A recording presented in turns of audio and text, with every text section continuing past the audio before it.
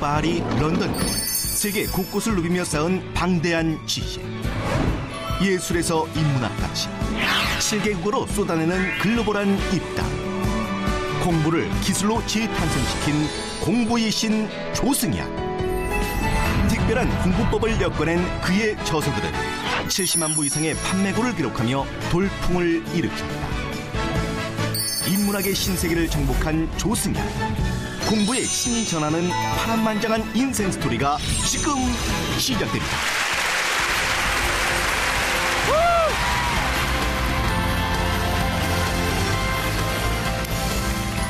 와우! 뭐 이렇게 많이 왔어? 예, 반갑습니다. 조승연 씨. 우리 여러분께 인사 부탁드리겠습니다. 안녕하세요. 인문학 책을 쓰고 있는 작가 조승연입니다. 반갑습니다. 자, 정말 기대가 됩니다. 조승연 씨는 뭐 그냥 맡겨드리면 우리 학생들을 휘어잡을 수 있는 분들이기 때문에 오늘 바로 강연 제목 어떤 건지 물어봐도 될까요? 도전은 허세에서 시작한다입니다. 도전은 허세에서 시작한다. 그렇습니다. 자, 주제부터가 범상치가 않습니다. 이 허세라는 단어 과연 어떻게 표현이 될지 여러분 조승연 씨의 강연 큰 박수로 청해 듣겠습니다.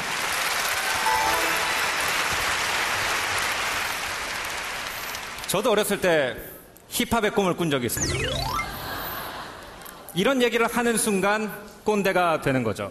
저는 지금 30대예요. 30대는 남성 여러분, 나중에 군대를 제대하고 나면 알겠지만 굉장히 애매한 나이예요.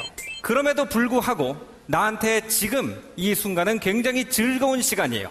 제가 여러분 때, 10대 때, 20대 때 정말 인생이 미로같이 도대체 어느 길을 가야 될지 안 보이는 꼬인 실같이 보이던 것이 정리가 되고 이제 내가 가고 싶은 길이 무엇인지 보이기 시작하는 나이입니다. 앞으로 고등학교를 딱 졸업하자마자 여러분도 여러 가지 인생의 도전과 새로운 것을 경험해야 될 나이에 그것을 어떻게 받아들이면 좋을까 하고 말 그대로 아재처럼 꼰대짓을 하러 왔습니다.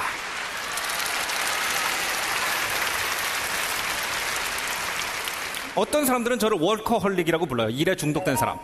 제가 한번 방송 촬영하러 갔는데 거기 여러분도 잘 아실 수 있는 방송인 오상진 MC가 앉아 있었어요.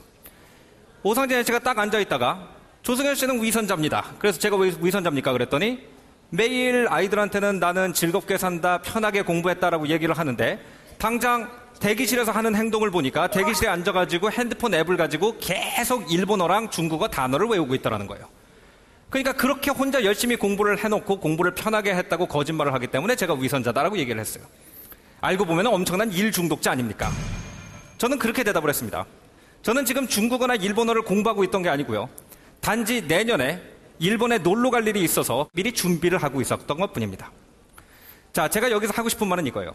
제가 세계를 돌아다니면서 수많은 석학들, 수많은 성공한 배우들, 수많은 음악가들, 엄청나게 많은 사람들을 만나보고 면접을 해보고 인터뷰를 해보고 깨달은 것이 무엇이냐면 그 중에 어떤 사람도 여러분이 생각하는 것처럼 힘들게 노력해가지고 된 사람은 없다는 겁니다. 거기 성공의 경지까지 간 사람들의 공통적인 특징은 뭐냐면은 자기가 편하게 갈 수 있는 그 길을 알아냈기 때문에 자기는 단지 자기가 좋아하는 거를 하는 것뿐인데 옆에 사람 눈에만 그게 일하는 것처럼 보이는 거예요. 첫 번째 제 인생 경험 포인트를 말씀드리겠습니다. 제가 제 길을 찾게 될 수 있었던 것은 저는 페르시아의 마법 양탄자 위에서 잠을 잤기 때문입니다. 이 순간이 어느 순간이냐면은 IMF라는 여러분은 기억하지 못하는 우리나라가 굉장히 힘들었던 어떤 옛적 시절에 아버지가 사업을 하시다가 가산을 모두 날리셨다는 전화를 받게 된 거예요. 저는 그때 미국에서 유학을 하고 있었습니다. 미국에서 유학을 하려면 생활비도 많이 들고 학비도 많이 드는데 아버지가 전화를 해가지고 이렇게 말씀하십니다. 승연아, 미안한데 이번 달부터 돈이 안 간다. 용돈을 좀 줄이신다는 얘기는 아니, 그게 아니라 생활비고 학비고 아예 안 간다고. 알아서 살아. 그럼 아빠 저 비행기표만 보내주시면은 자 한국 들어가지고 아빠 밑에서 일하거나 그러면 안 돼요. 여기 지금 저 먹고 살 길도 없고 대학교 1학년밖에 안 됐는데 이거 큰일 났네. 아버지가 있잖아, 비행기표 살 돈이 없다. 거기서 알아서 어떻게 배겨라. 이렇게 말씀을 하셨습니다. 그래서 졸지에 국제 미아가 됐습니다. 제일 중요한 게 뭐냐면은 제가 그때 살고 있던 거는 미국 대학 기숙사였어요. 미국 대학 기숙사는 물론 학비를 내고 학생 신분이 유지돼야지 살 수가 있고 더 이상 학생이 아니니까 학교에서 나가라라고 통제가 왔어요. 그러면 나가야 되는데 당장 잘 곳도 없고 외국이지 친척이 있습니까? 뭐가 있습니까? 여기서 어떡합니까? 그래서 교실에 앉아가지고 한숨을 푹푹 쉬고 있는데 구석자리에 앉아있는 그리 잘생기지 않은 남학생이 하나 있었는데 근데 이 친구가 갑자기 오더니 요즘 집안이 굉장히 힘든 것 같고 고민이 많은 것 같은데 뭐 학교도 그만두게 됐다는 소문도 들었고 내가 좀 도와줄 게 없느냐고 먼저 와서 물어봤어요. 나는 한 번도 말을 먼저 건 적이 없는 친구인데 굉장히 부끄러웠어요. 그래서 그 친구가 이렇게 얘기를 하더라고요. 자기 삼촌이 굉장히 잘 사는 왕이 있는 궁전에서 일하던 사람이어가지고 그 보석 몇 개를 갖다 그냥 움켜쥐고 주머니에 넣어가지고 그걸 가지고 이민을 왔대요. 그래서 그걸 미천으로 해가지고 장사를 해가지고 성공하신 분이 있는데 그분이야말로 외국에서 맨손으로 와가지고 도전하는 것이 뭔지를 이해하는 분이니까 도와줄 거라는 거예요. 그래서 이제 내가 그때 뭐 찬밥 더운 밥 가릴 상황이 아니니까 가자 그래가지고 쫓아갔습니다. 무슨 페르시아 골동품 같은 게 수북히 막 알리바바의 동굴 같은 공간에서 대머리가 벗겨진 아저씨가 열심히 손으로 내가 알아볼 수 없는 글씨로 장부를 쓰고 있었어요. 그래서 제가 여쭤봤습니다. 제가 이런 상황이 돼가지고 잘 곳이 필요한데 숙소가 필요한데 어떻게 합니까? 좀 도와주실 수 있습니까? 그랬더니 마침 내가 사람을 찾고 있었다. 이분이 그렇게 허름한 데서 일하고 있었음에도 불구하고 그분 사무실에 있는 이 양탄자들이 다 고대 페르시아 시대의 골동품들이었어요. 한 장에 우리나라 돈으로 1억 5천에서 2억 정도 하는 엄청난 골동품 양탄자가 가득 쌓여있는 방이었는데 그게 창고가 있는 동네에 있다 보니까 아무래도 도둑이 들까 겁이 난다. 그래서 내가 좀 제대로 된 아파트를 너를 위해서 찾아줄 테니까 그 전까지 그 카펫 위에서 잠을 자면서 망을 좀 보라고 하시더라고요. 당시에 브루클린은 차고지밖에 없는 엄청 무서운 동네였어요. 거기에 있는 컨테이너 안에서 잠을 자고 있는데 정말 가슴이 답답하더라고요. 내가 왜 유학을 한다고 외국까지 와가지고 남의 나라 항구 도시에 이상한 컨테이너에 누워가지고 잠을 자고 있는가. 자, 이 상태에서 저는 두 가지 선택이 있었습니다. 하나는 뭐냐면은 나는 비참해, 내 인생 괴로워, 나는 이대로 끝날 거야 이렇게 생각하는 방법이 있고 나름 저는 허세가 많은 사람이기 때문에 이것조차도 일종의 허세로 승화시킬 수가 있었어요. 저는 후자를 선택했습니다. 내가 언제 8천만 원짜리 카펫을 30장을 깔고 자보겠느냐라고 생각을 했어요. 그랬더니 그 공간이 갑자기 엄청나게 럭셔리하게 느껴지는 거죠. 그래서 이왕이면은 카펫 위에서 잠만 잘 것이 아니라 이 페르시아 카펫이 그렇게 비싸다니까 여기서 뭔가 명감 같은 게 나올 거니까 내가 그때 한참 문학을 공부하는 학생이었으니까 글을 좀 써보자. 그래도 거기서 원고지를 들고 이 글도 쓰고 수필도 쓰고 시도 쓰고 여러 가지를 하면서 엄청나게 폼을 잡았습니다. 대부분의 그 글들은 폼으로 끝났어요.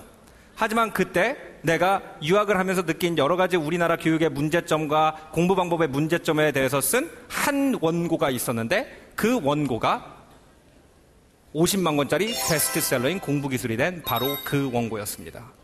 저는 공부기술을 썼을 때 돈을 벌려고 쓴 것도 물론 좀 있어요. 그리고 물론 한국 학생들한테 새로운 공부에 대한 메시지를 던져주려고 쓴 것도 물론 있지만 가장 제가 그 원고를 쓴 중요한 이유는 그 안에서 글이라도 써야 좀 멋있으니까 그랬습니다. 그래서 도전이라는 것이 항상 내가 어떤 인생의 목표를 이룰 거야 하고 고난스럽게 올라가는 방식으로도 이루어지지만 사람의 성향에 따라서 그냥 가만히 있느니 원고지 구해서 뭐라도 끼적거리는 것이 좀 멋있지 않겠느냐라는 아주 단순한 발상에서 출발하기도 한다는 거예요. 하지만 허세라는 것은 혼자만 허세를 부리고 있으면 그것을 우리를 전문용어로 뭐라고 그러죠? 자뻑이라고 그러죠. 하지만 한 사람이라도 나를 봐주는 사람이 있으면 그 자뻑은 멋이 됩니다. 그래서 그 한 사람을 잘 고르는 게 중요한데 저는 평생 동안 그 한 사람들, 나를 봐줄 한 사람을 항상 어떤 종류의 인간에서 선택을 했냐면은 나쁜 여자 중에서 선택을 했습니다. 제 인생을 만든 두 번째 요소는 바로 제 인생을 지나친 여러 나쁜 여자들이에요. 평생 저러고 살았습니다. 목 잡혀서. 제가 프랑스에 처음 갔을 때 저는 한 이탈리아 출신의 여대생을 만나고 연애를 시작했어요. 근데 그 여성을 만나본 친구, 가족, 모든 사람이 다 뭐라고 그랬냐면은 저런 여자는 만나면 안 된다 그랬어요. 그럼에도 불구하고 나는 그녀를 굉장히 사랑했기 때문에 계속 만났어요. 그분이 제 인생의 나쁜 여자 넘버 원이에요. 근데 굉장히 재밌는 것이 뭐냐면은 결국 끝은 안 좋게 끝났단 말이에요. 어떻게 끝났느냐? 제가 유럽에서 공부를 하다가 나이가 차서 한국에 돌아와서 군대를 가게 됐습니다. 군대에 가 있는 동안에 이 여성분이 고무신을 거꾸로 신었습니다. 이분이 나쁜 여자인 이유는 그 얘기를 내가 이탈리아에 갈 때까지 하지 않았다는 거예요. 근데 그렇게 나쁜 여자를 만났음에도 불구하고 그것이 다 나빴냐? 그러면 아니에요.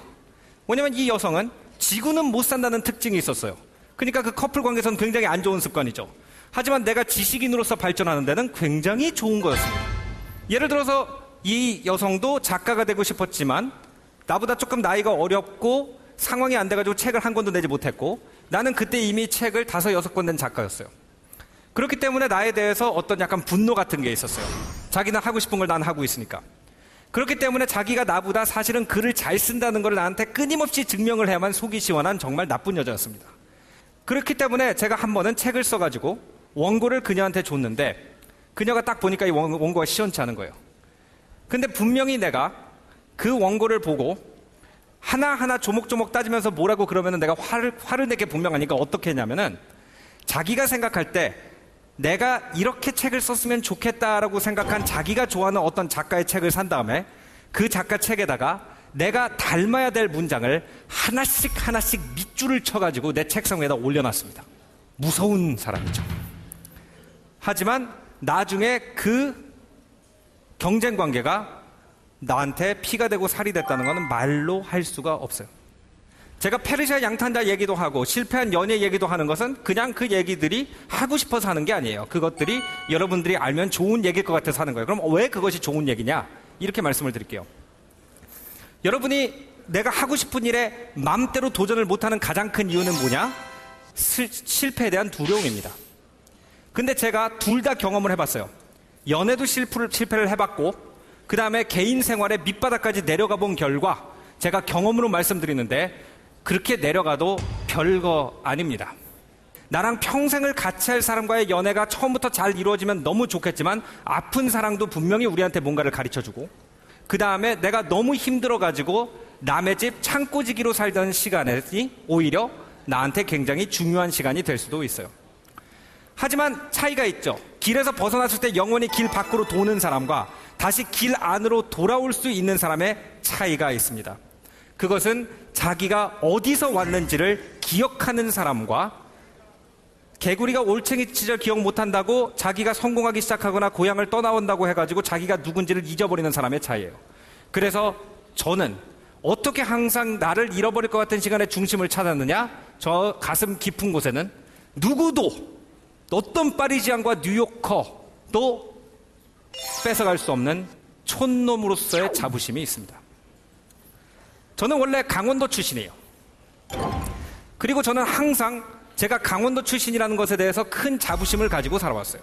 그렇기 때문에 저는 처음에 뉴욕에 가가지고 처음에 파리에 가서 그 찬란한 삶을 봤을 때 아이고 내가 촌스러운 거 아니야 라고 걱정을 했지만 끝에 가가지고는 내 촌스러움이 그들의 세련됨보다 훨씬 더 강력하다는 것을 발견하는 순간에 나만의 길을 갈 수 있는 아까 말씀드린 내가 잘하는 것에 집중하고 남들은 일이라고 생각하지만 나는 놀이라고 생각하는 그 길을 갈 수 있는 용기를 얻게 되었습니다. 마지막으로 딱 하나의 에피소드만 말씀드리면서 강의를 마무리 지을게요. 옛날에 20세기 최고의 음악가라고 그러면 피아니스트 중에 호로비츠라는 사람이 있었어요. 호로비츠라는 사람이 한번 기자랑 인터뷰를 하는데 기자가 와가지고 선생님은 한 곡을 몇 번을 연습하십니까? 공연 전에 이렇게 여쭤봤대요. 그랬더니 호로비츠가 이렇게 얘기했답니다. 나는 연습 같은 거 한 적이 없네. 그러니까 기자가 이거는 완전 허세다. 이건 말도 안 돼. 이렇게 생각을 했어요. 아니나 다를까 그 기자가 문 밖으로 나간 순간 호로비츠의 연습이 문을 통해서 들립니다. 한 번 연습하고 2번 연습하고 10번 연습하고 20번 연습하고 100번 연습했는데도 또 치고 또 치고 또 쳐요. 그래서 기자가 화가 났어요. 나한테 분명히 연습 안 한다고 그런 사람이 저렇게 100번씩 같은 곡을 반복하는 것은 이건 분명히 연습이다. 그래서 다시 문을 열고 들어가서 선생님 연습 안 하신다면서요. 그랬더니 호로비츠가 이렇게 얘기했답니다. 나는 연습을 한 게 아니라 그냥 연주를 100번 한 것뿐이야. 여러분이 여러 고등학교를 졸업하고 수많은 경험을 하면서 잘못된 이성을 만나가지고 저처럼 가슴도 아파볼 거고 또 집안이 기울 수도 있고 갑자기 부유해질 수도 있고 이런 변화를 겪으면서 항상 기억해야 될 것은 그것들이 뭉쳐서 나중에 100번을 연주처럼 할 수 있는 나만의 길을 보여준다는 것. 저는 단지 제 경험을 통해서 그 얘기를 하러 오늘 여기에 왔습니다. 끝까지 자리에 앉아 계셔서 대단히 감사드립니다.